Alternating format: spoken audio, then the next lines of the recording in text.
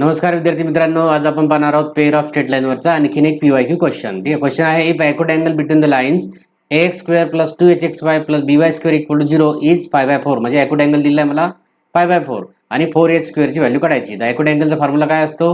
tan theta is equal to mod of 2 square root of h square minus ab upon a plus b. Okay, आता मला theta दिलाय π/4, तर tan π/4 किती असतो?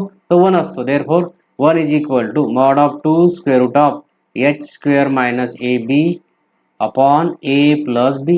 ठीक आहे, आता मला मॉड काढून टाकायचं आहे. मॉड काढायचं म्हणजे काय होईल? आपल्याला स्क्वेअर करायला लागेल दोन्ही साईडला.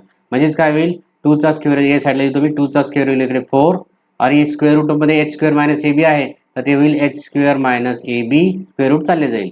डिवाइड काय होईल? a प्लस b चा ब्रॅकेट होल स्क्वेअर. ठीक आहे, इक्वल टू 1 आहे, तर 1 मी या साईडला घेतला. आता a प्लस b चा ब्रॅकेट होल स्क्वेअर आपण जर सोडवला याला, तर काय येईल आपल्याकडे? a प्लस b चा ब्रॅकेट होल स्क्वेअर, तर a square plus twice ab plus b चा स्क्वेअर. म्हणजेच काय होईल इथे? 4 into h square minus 4ab. ठीक आहे, इज इक्वल टू, आणि हे a प्लस b चा स्क्वेअर या साईडला गेला, म्हणजे a square plus twice ab plus b चा स्क्वेअर. आता मी काय करतो इथे की 4h square is equal to हे a square plus twice ab plus b square आहे, आणि हा जो मायनस आहे तो 4ab, तो प्लस 4ab होईल, प्लस 4ab. ठीक आहे, म्हणजेच माझ्याकडे काय राहील?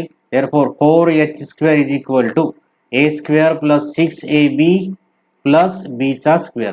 हे आपल्याकडे 4h स्क्वेअरचं आन्सर राहील. Option number B is the correct answer. Thank you.